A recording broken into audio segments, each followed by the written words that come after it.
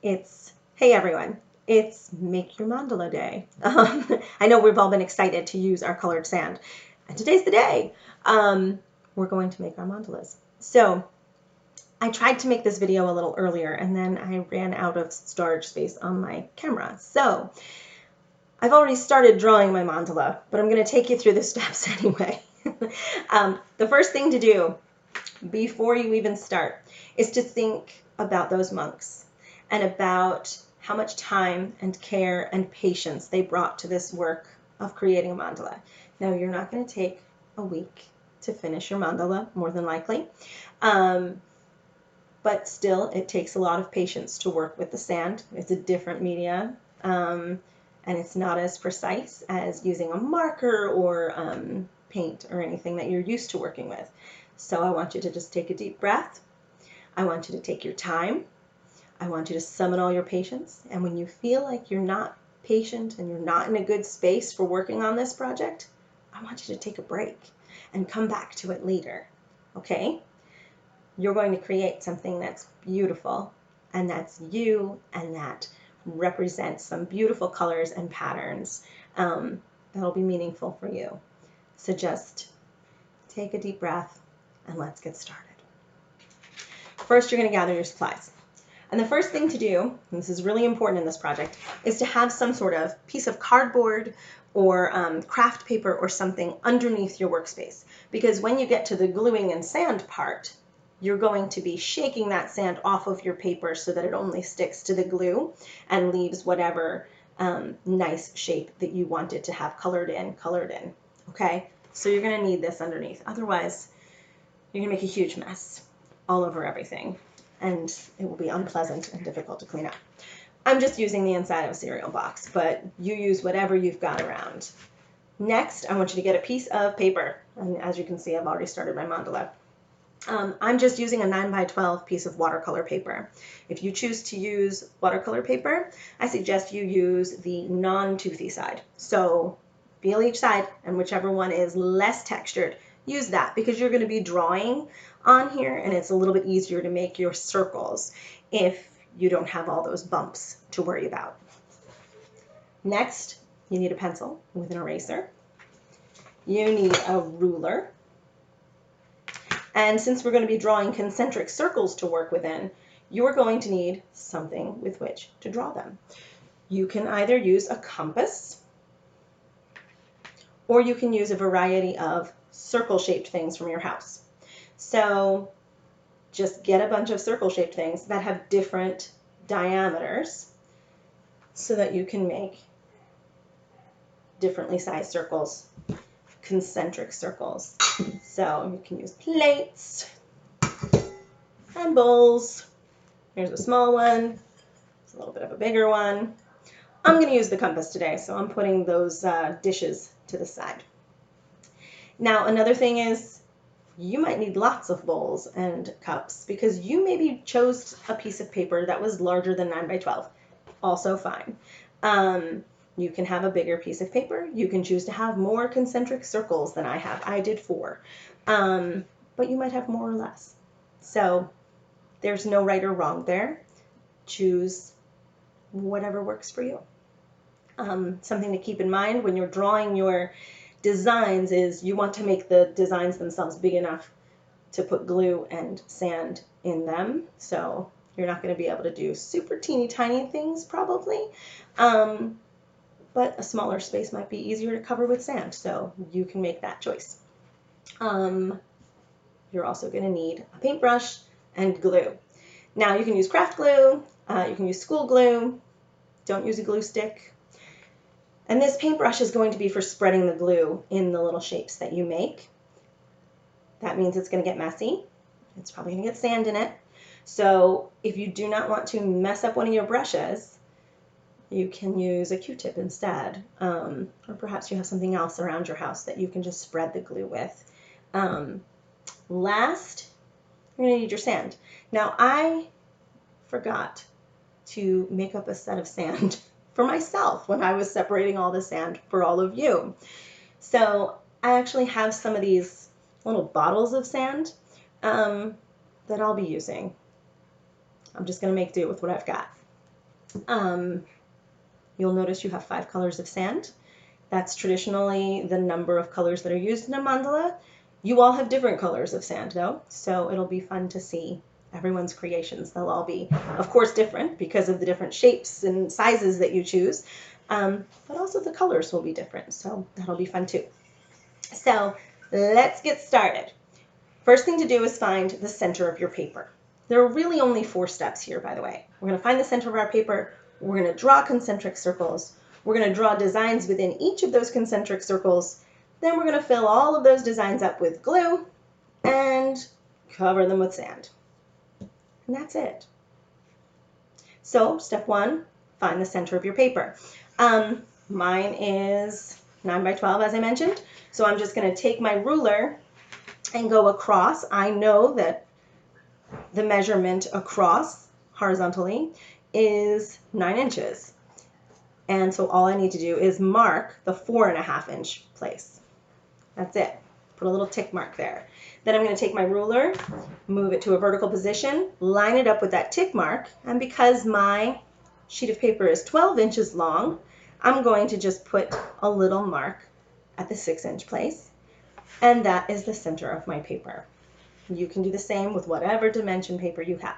Now that you've got the center, you can either take your bowls from smallest plates to biggest and do as many concentric circles around that center as you would like.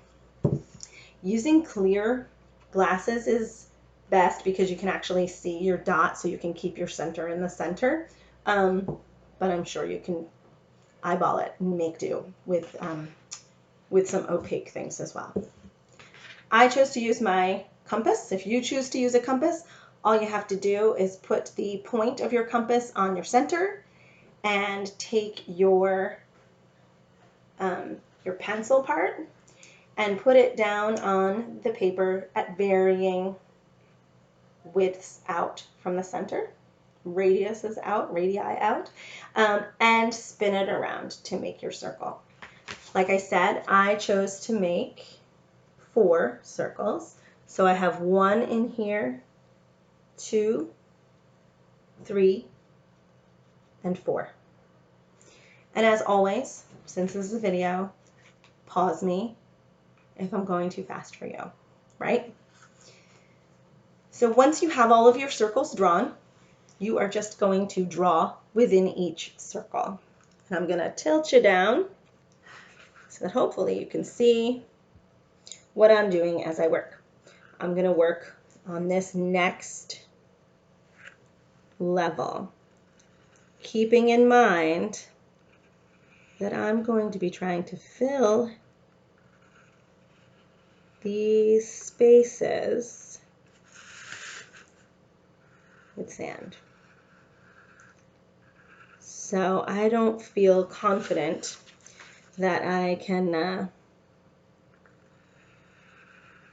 do anything all that intricate, right? I was thinking of the ocean recently, and also the fact that we've got a full moon coming up. So I want to do these sort of wave-like shapes, perhaps. They're not terribly equal, but I'm going to give it a try. And then perhaps this one here needs help. That's why we use erasers.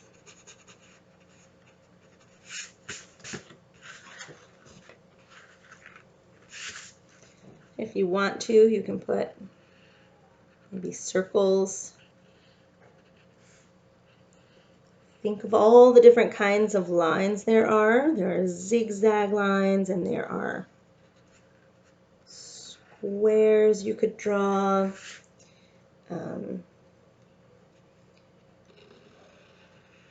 You could make curvy lines.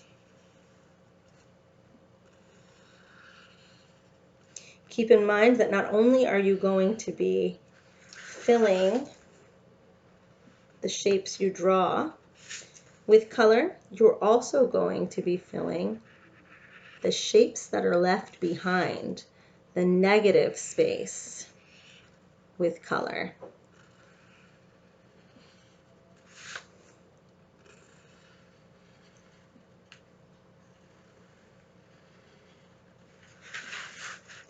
So this is probably not a project to start and expect to finish on Tuesday morning.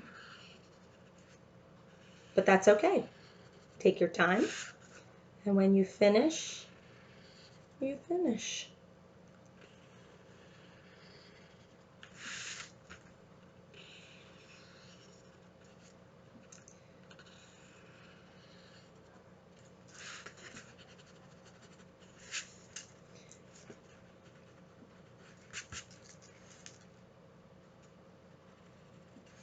Let's see, can we get 2 in here? I think I can.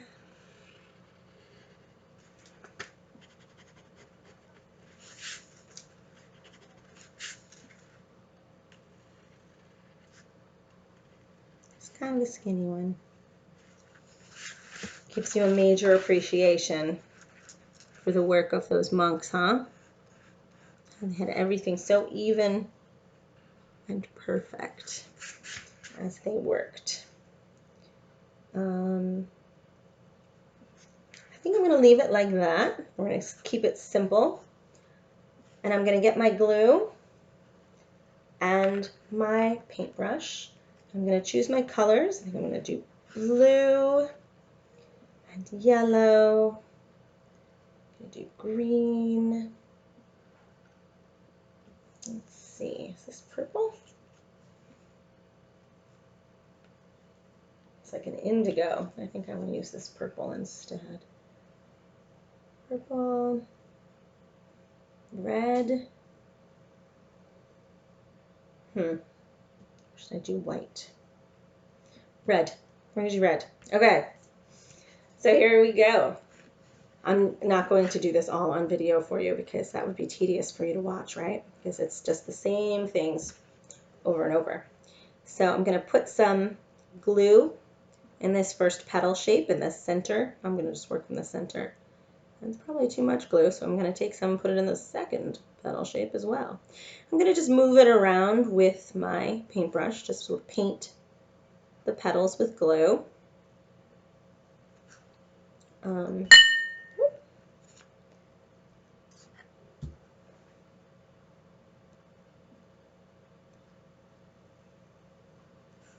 And I've got a little out of the lines there.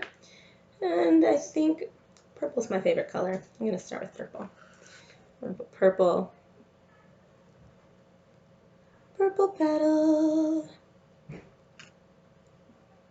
And since I put glue on everything, you can work one shape at a time. You can do multiple shapes at a time if they're all connected.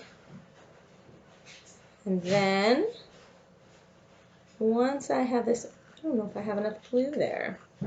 We're going to add a little more to that last petal because it doesn't look as shiny as the others. I'm just going to move that around.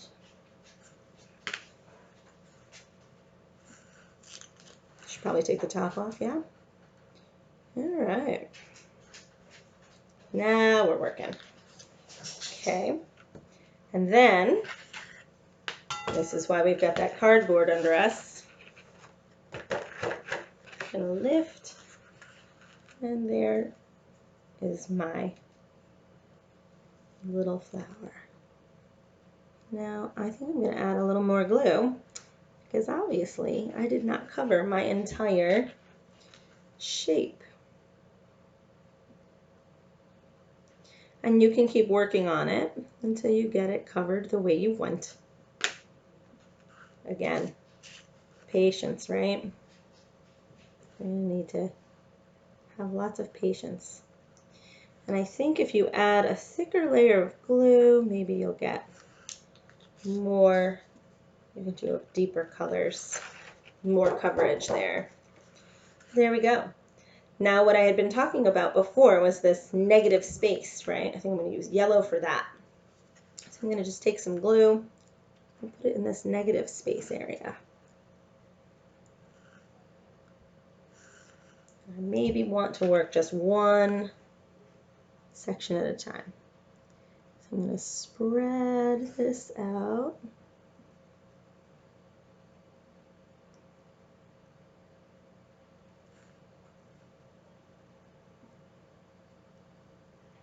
And if I go out of the lines, I can try to wipe up the glue so that it doesn't go in the spaces that I don't want it to go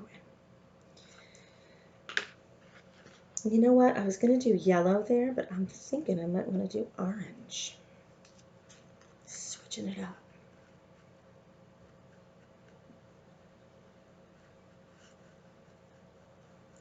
And you're going to just sprinkle yours. Maybe you need a spoon or something else to help you direct your glue. Your sand.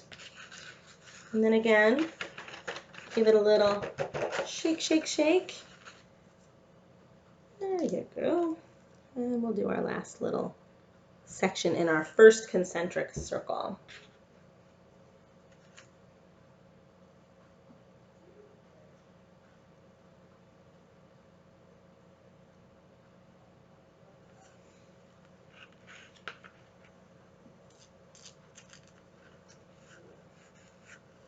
And you can get rid of some extra sand too. You can wipe it away.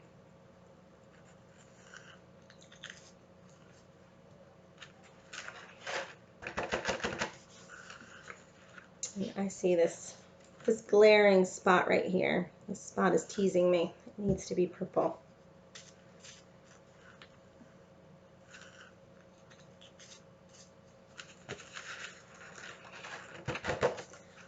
So you see, pull this up. Maybe I will. Okay, so you can see that the center is now purple and orange. And I'm going to do the same as I go out. I'm going to do these little rays. They look like sunshine to me. I'm going to maybe do yellow and blue. And then I will do maybe some blue and green in here. Well, there's 3 spaces, right? I've got to do my wave forms and my circles and then the background. So it's going to take a little bit of doing to finish that all up. But I don't think you want to sit here and watch me do that. So I'm going to keep working on this and bring it to class on Tuesday to show you my finished product. And I can't wait to see your finished mandalas. And I hope you have fun with this and take your time and just enjoy creating something of beauty. And I'll see you on Tuesday.